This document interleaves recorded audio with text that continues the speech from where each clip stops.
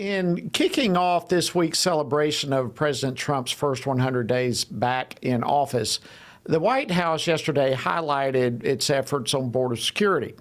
Today, it focused on the economy and the investments that President Trump has made in America's future. And while we wait to see how his Liberation Day, that refers to the tariffs, we wait to see how all that's going to play out for America. We might already be seeing how they're impacting America's biggest adversary, that would be China, which continues to try and protect its economy and their image despite evidence to the contrary. So is China and their economy in dire straits? Well, here to discuss this is China expert Gordon Chang. He's a senior fellow at the Gatestone Institute and author of several books, including Plan Red, China's Project to Destroy America. You can find him on X at the handle at Gordon G. Chang. Gordon, welcome back to Washington Watch. Always an honor to have you. It's always an honor to be talking to you, Jody, so thank you. Well, listen, I have seen some of your other interviews. I've seen what you've written, and it's just amazing the insight that you're bringing to the table, how China is being impacted right now. Let's start with them defending what they call free trade by calling for nations to stick together and resist the U.S. tariffs, where you say that their approach to trade is both predatory and criminal. Why is that? First of all, it's criminal because China's been stealing hundreds of billions of dollars of U.S. intellectual property each year, probably on the order of $500 billion annually.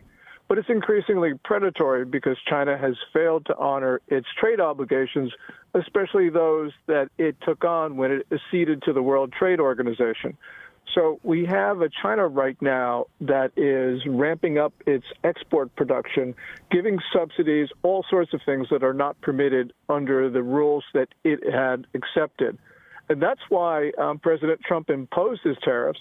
And that's why other countries also have imposed tariffs on Chinese goods, because they don't want to have China decimate their industries as China decimated ours.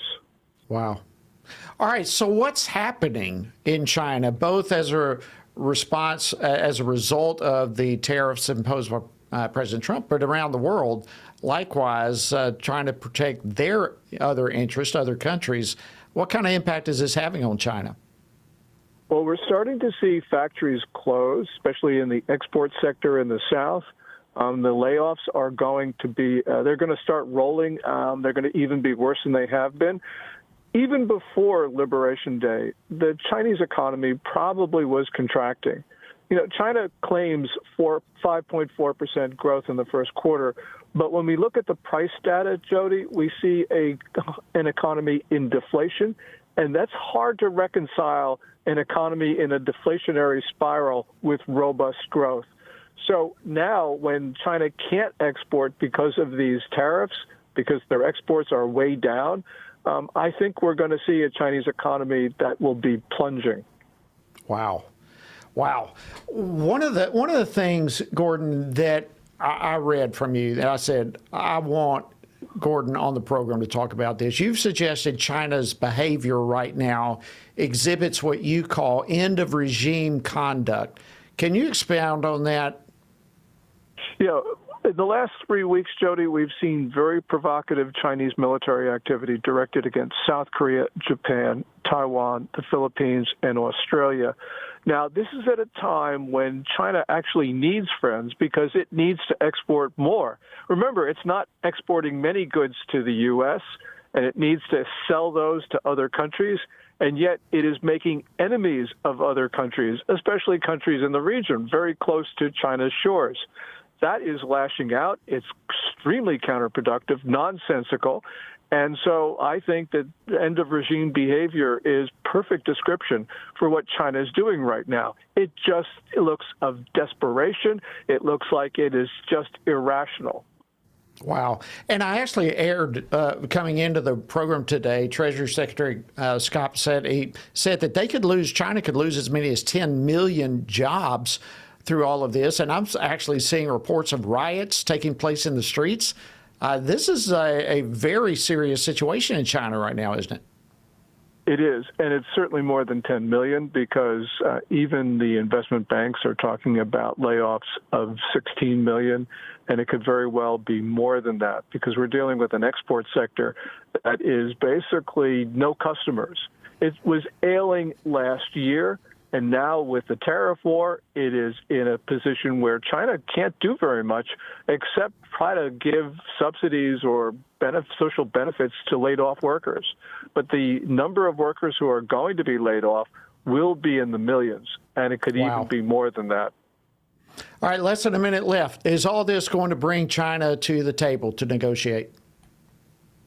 You would think so, but what we see is China trying to give concessions in the dark, such as eliminating tariffs on essential American goods, such as aviation parts, industrial chemicals, some semiconductors, medical devices, medicines. They don't want to talk to the United States for various political internal reasons, but they will give concessions, and that is actually folding. You know, a lot of people say, oh, President Trump folded, but no, I don't think he did. But clearly China is. Wow. Incredible information. Gordon Chang, Senior Fellow at the Gatestone Institute, thank you, as always, for joining us on Washington Watch.